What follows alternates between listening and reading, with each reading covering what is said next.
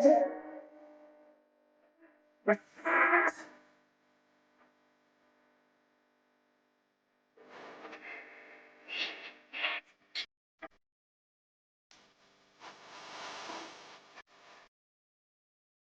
el Señor te bendiga y te guarde. Es para mí un placer y una bendición de Dios poder estar por este medio y compartir una palabra de Dios contigo. Hoy me encuentro en un lugar de oración, un lugar donde venimos a pasar tiempo con la presencia de Dios, y específicamente desde acá quiero hablarte acerca de la oración, un tema que creo que nunca pasa de moda y que nosotros, viendo la situación, los tiempos que están peligrosos en los cuales nosotros estamos viviendo, más que nunca nosotros debemos mantener la constancia en la oración y cada día ir más profundo en la búsqueda de Dios. Yo estoy seguro que esta palabra del Señor va a bendecir tu vida.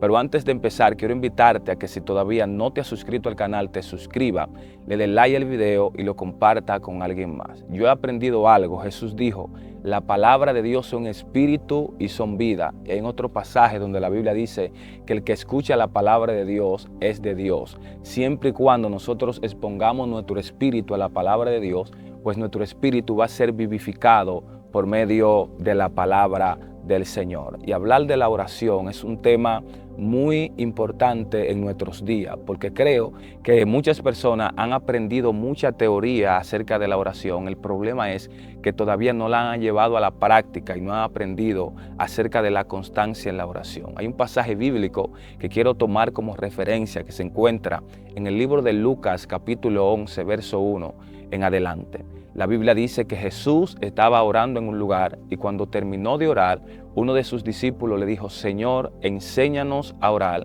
como también Juan enseñó a sus discípulos. Hay un principio aquí que debemos notar, y es que la oración no viene de manera automática, sino que es un arte que debe ser aprendida. Pero debemos también hacernos la siguiente pregunta: ¿qué fue lo que llevó a los discípulos a hacerle esta petición a Jesús? ¿Qué fue lo que ellos observaron cuando se despertó en ellos la necesidad?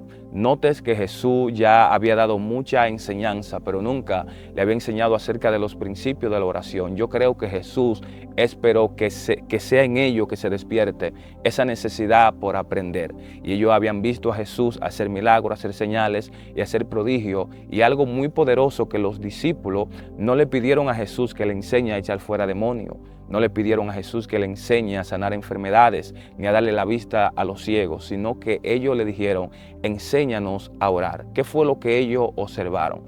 Jesús siempre acostumbraba a levantarse muy de mañana, aún antes de ellos levantarse. Es decir, que muchas veces los discípulos se levantaban y no encontraban a Jesús, y después, cuando lo salían a buscar, se daban cuenta que Jesús estaba orando. Es decir, que diariamente Jesús pasaba mucho tiempo con Dios en oración, muchas horas en oración, y como resultado de esa vida de intimidad profunda con el Señor, entonces ellos veían que a Jesús le era fácil sanar los ciegos, sanar los enfermos, libertar los endemoniados. Porque hay un principio muy poderoso que quiero que lo anote, y es que lo que hace efectivo los minutos que tú pasas con los hombres es las horas que tú pasas en tiempo de intimidad con Dios. Es importante que tú entiendas esto. Entonces, lo que daba resultado a Jesús era su vida de oración, lo que Jesús conquistaba en el secreto y que se manifestaba en público. La Biblia dice: cuando ore, entra en tu aposento, cerrada la puerta, y todo lo que tú pidas a tu Padre en secreto te será recompensado en público. Entonces, ellos veían el resultado que Jesús tenía a través de su vida de oración, y por esta razón ellos le dijeron: enséñanos a orar, como también Juan enseñó a sus discípulos. Y en lo que quiero enfatizar hoy acerca de la oración es en la constancia. Nosotros debemos mantener la constancia en la oración. Una cosa es orar un día y otra cosa es orar siempre. Muchas personas no tienen respuesta en su vida de oración porque ellos buscan a Dios de vez en cuando. Y nosotros tenemos un ejemplo, y es Daniel. La Biblia dice que Daniel entró en un proceso de búsqueda, de oración, de intercesión por su pueblo, y revela la palabra de Dios que desde el primer día que Daniel se propuso orar, buscar a Dios, la respuesta de Dios venía, pero hay algo que se opuso, hubo una oposición a la respuesta de Daniel, y para él poder recibir, él tuvo que mantenerse orando. Si tú oraste por algo y todavía no lo has recibido y tú entiendes que es la voluntad de Dios, tú debes seguir orando por eso para tú poder recibirlo.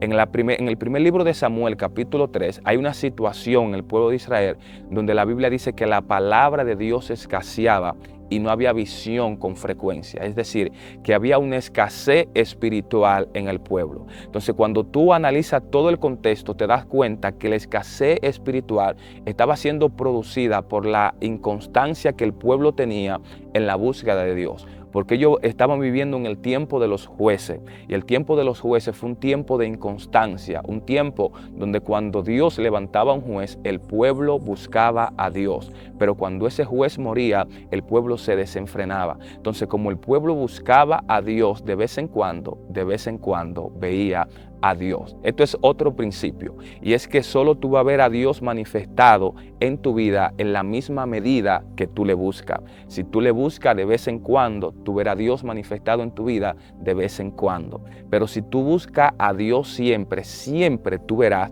la provisión de Dios en tu vida.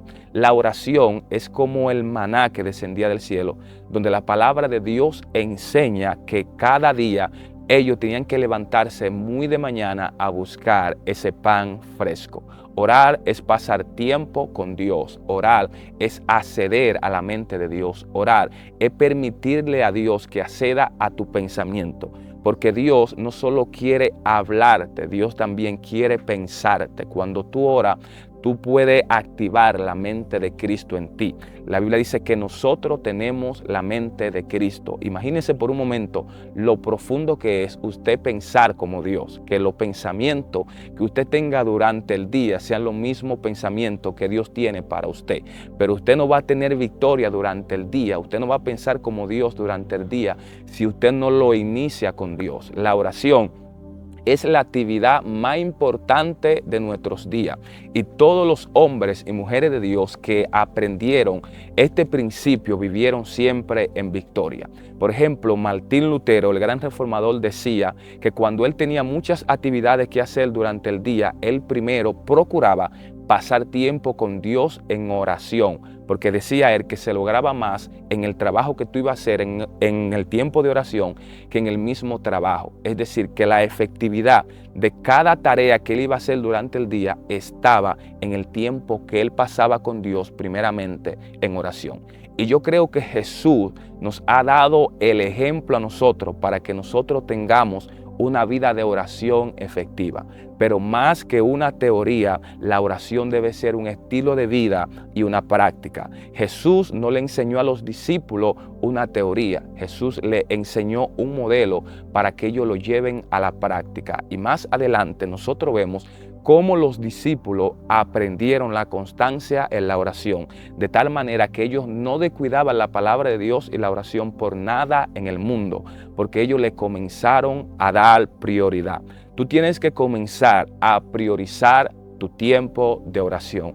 Tu tiempo de oración no puede ser sustituido por nada ni nadie en esta tierra, porque el tiempo de oración es el tiempo que tú pasas con Dios, pero debemos tener constancia y disciplina en nuestra búsqueda de Dios. Si no permanecemos, nosotros no podemos recibir nada de Dios. La Biblia también nos enseña que la oración es un medio efectivo para nosotros librarnos de las tentaciones que vamos a tener. Las tentaciones del día se ganan en tu tiempo de oración antes de tu iniciar tu día. Una persona que no ora antes de iniciar el día está expuesto durante el transcurso del día a caer en tentación. Por eso Jesús le dijo a los discípulos, oren para que no entren en tentación, porque el espíritu a la verdad está dispuesto, pero la carne es débil. Es decir, nosotros somos débiles, pero a través de la oración nosotros podemos recibir la fortaleza de Dios en nosotros.